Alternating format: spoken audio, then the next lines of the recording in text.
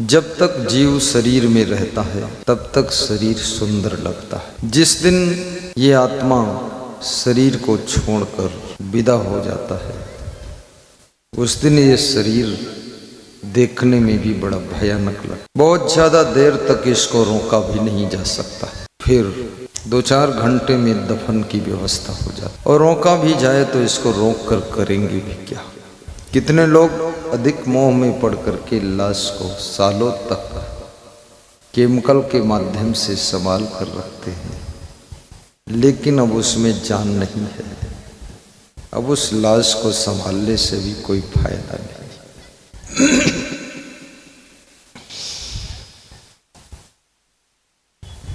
सृष्टि में वही आत्मा बारंबार राउंड लेता है,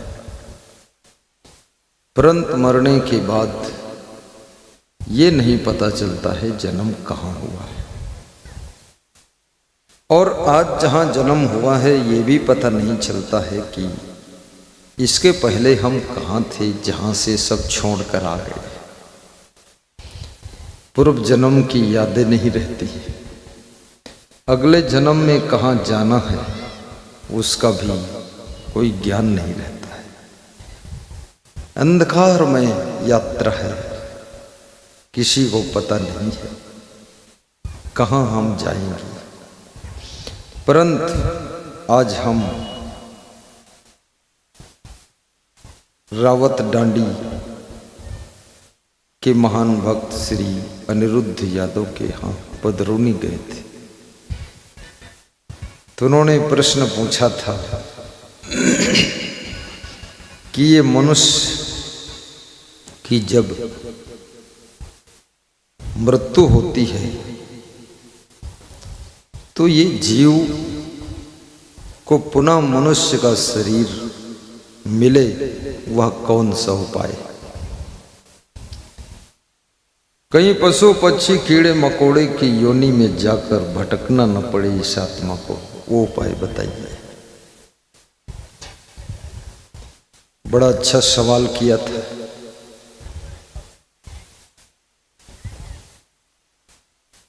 पुनर्वित्तम पुनर्मित्रम पुनर्भार्य पुनर्मही एतत् सर्वम पुनर्लभ्यम न शरीरम पुनः पुनः।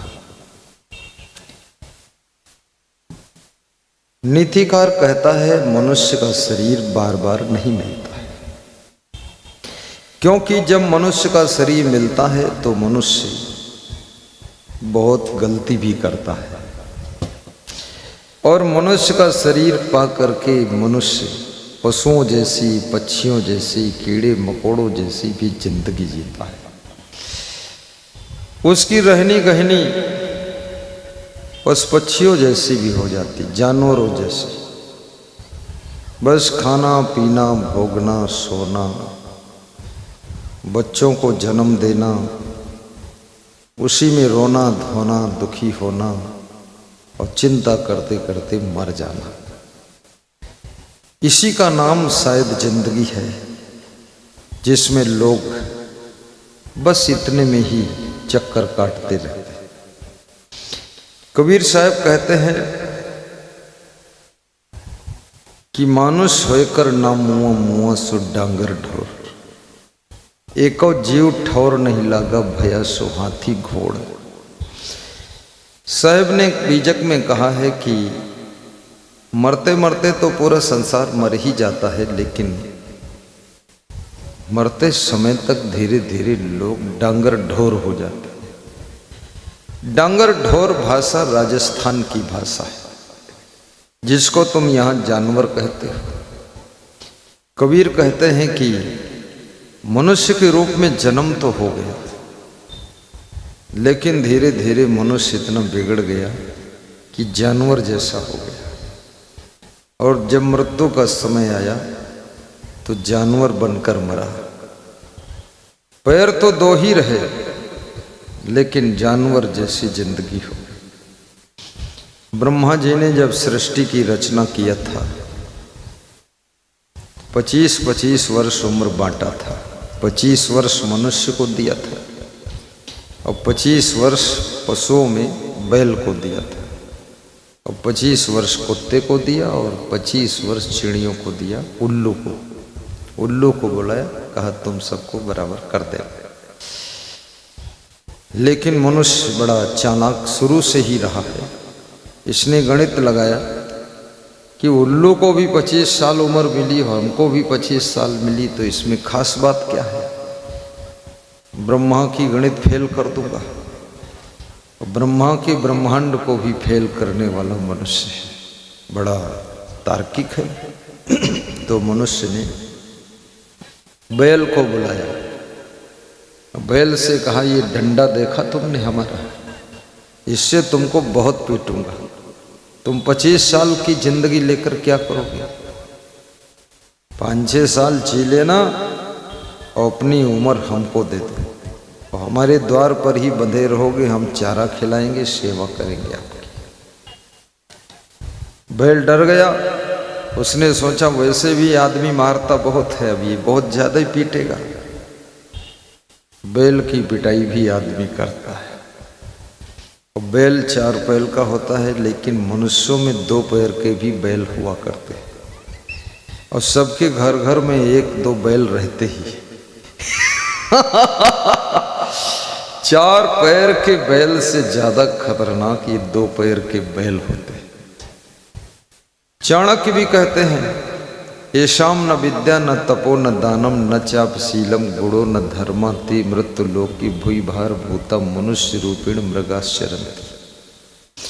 आहार निद्रा भय मैथुनानि सामानि चैमानि नृणाम पशूनाम ज्ञानम नराणाम अधिको विशेषो ज्ञानेन हीना पशु भी समान।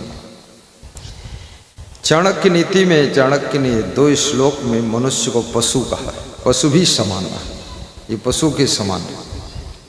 जब चाणक्य ने मनुष्य को पशु के समान कहा तो मनुष्यों ने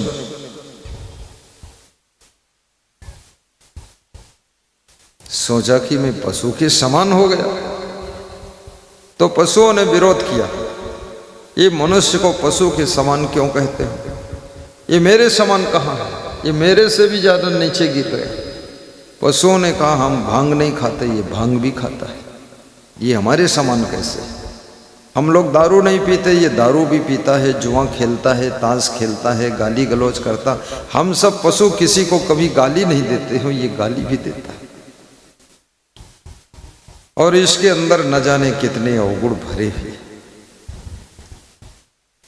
चिड़ियां भी बोल पड़ी कि हम भी जिसके साथ जोड़ा लगाते उसी के साथ रहते हैं, लेकिन इसका तो कोई ठिकाना ही नहीं, इसके जोड़ा में भी रोड़ा। इसको पशु मत कहो, इसको राक्षस कहो, ये राक्षस है। तो शिव जी ने कहा कि है तो राक्षस ही, लेकिन कबीर कहते हैं यदि मनुष्य संभल जाए तो इससे बड़ा धरती पर कोई देवी देवता नहीं है,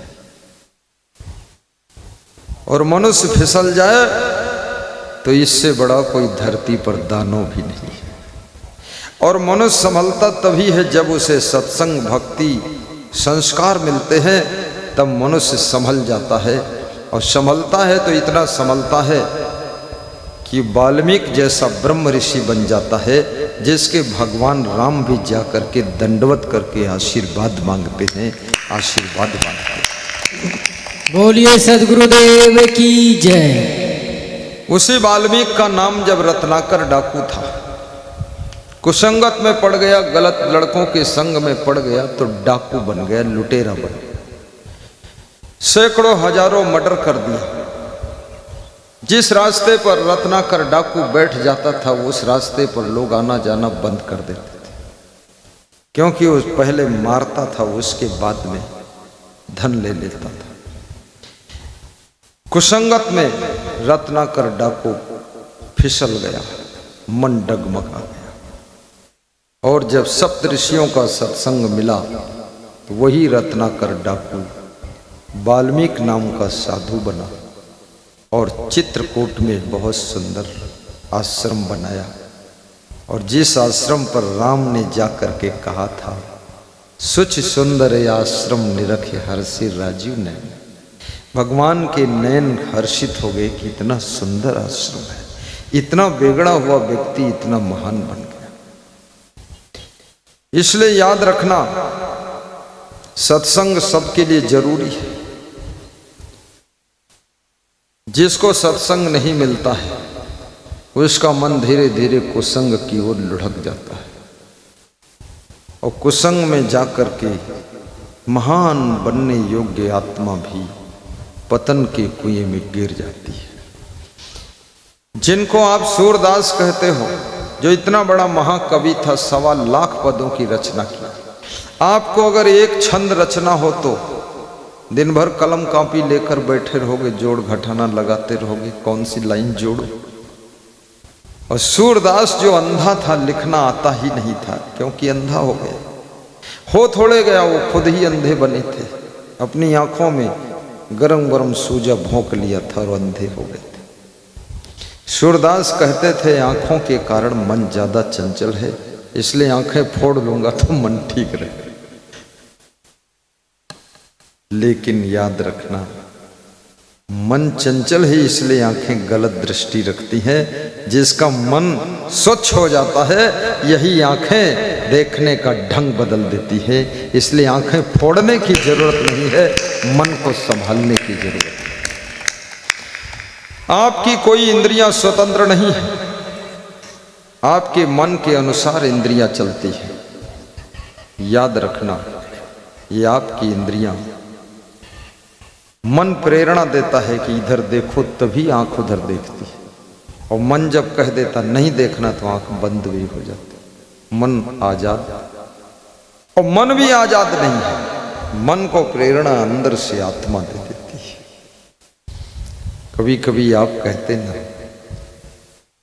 कि हम उनके बारे में मन से सोचेंगे ही नहीं, हमारी आत्मा नहीं गंवारा करती, तो आप मन से सोचना भी बंद कर देते। मन का कंट्रोल आत्मा के पास से और इंद्रियों का कंट्रोल मन के पास से, और आत्मा का कंट्रोल किसके पास से? तुम स्वयं आत्मा हो। और आत्मा को परमात्मा भी कितने, उपनिषद के ऋषियों ने कहा है, ये आत्मा जब दिव्यता को प्राप्त होता है, सभ्यता, शालीनता और सुसंस्कार से सुसज्जित हो जाता है, तो ये आत्मा परमात्मा की डिग्री को पा जाता है। इसलिए कभी कभी आपको लोग कहते हैं कि ये आदमी तो बिल्कुल भगवान जैसा है, और कभी कभी लोग कहते हैं अरे ये स्त्री तो पूरा देवी ही है, और कभी कभी तुम कहते हो हमारा छोटा भाई बिल्कुल लक्ष्मण जैसा है। उसके लक्षण दिखाई देते हैं। पशुओं ने विरोध किया कि ये मनुष्य पशुओं की श्रेणी में बैठने लायक नहीं। पशु पक्षियों ने और कीड़े मकोड़े ने जितना गलत काम नहीं किया है, उससे कई गुना ज्यादा मनुष्य से गलत काम हो चुके हैं। और मनुष्य कितना विचित्र प्राणी है। तुम बीड़ी छुड़वा दो, तम्बाकू खाना शुरू कर देता है, और तम्बाकू के पीछे पड़ जाओ तो तम्बाकू छोड़ देगा तो इलायची चबाना शुरू कर देगा, तो इलायची छोड़ देगा तो लौंग खाना शुरू कर देगा, तो लौंग छुड़वा दोगे तो रजनीगंधा ढूंढ लाएगा, और रजनीगंधा छुड़वाओगे अगर तो फिर भांग खाना शुरू कर देगा। कितना बुद्धिमान प्राणी है ये, कितने नशा की खोज किया है। छोटे से छोटे नशा, बड़े से बड़े नशा, सस्ते से सस्ते नशा, महंगे से महंगे नशा, कुछ आर्टिफिशियल नशा और कुछ नेचुरल नशा। आदमी हमेशा नशा में रहता है, इसलिए आदमी की दुर्दशा रहती है। जिस दिन सारा नशा उतर जाएगा उसी दिन दुर्दशा नहीं होगी, आपकी दशा और दिशा दोनों ठीक हो जाएगी। आप कितना अच्छा करें लेकिन फिर भी लोग आप में कमियां निकाल लेंगे, अच्छाई तो पकड़ेंगे नहीं, और आपकी कमी ढूंढ करके उसकी चर्चा करेंगे। आप कितनी मेहनत करें, लोग कहेंगे उनकी गर्ज है तब तो मेहनत करते हैं, ये नहीं कहेंगे बड़ा मेहनती है, धन्यवाद है। और आप यदि किसी दिन भोजन न खाएं, लोग कहते हैं आज कुछ नाराज है इसलिए खाई नहीं, और किसी रोज 3 बार खा लें तो कहते अरे पूरा भुखमरा है, पेट्टू है, जब देखो तो खाते हैं। यदि ज्यादा बोलो तो लोग कहते हैं बड़ा बाचाल है, और बहुत कम बोलो तो कहते हैं पूरा गूंगा है, बोले नहीं आवत है क्या। तुमको मध्यम रास्ता चुनना पड़ेगा। महात्मा बुद्ध ने 12 वर्ष तक भोजन त्याग कर दिया था। स्वामी महावीर भगवान जैन धर्म के 24वें तीर्थंकर ने भी 12 वर्ष भोजन नहीं लिया था। कुछ फल फूल खा लेते हुए 12 वर्ष, और 12 वर्ष भोजन न लेने का परिणाम यह हुआ इतना बड़ा भगवान बुद्ध ज्ञानी संत बहुत बीमार हो गए,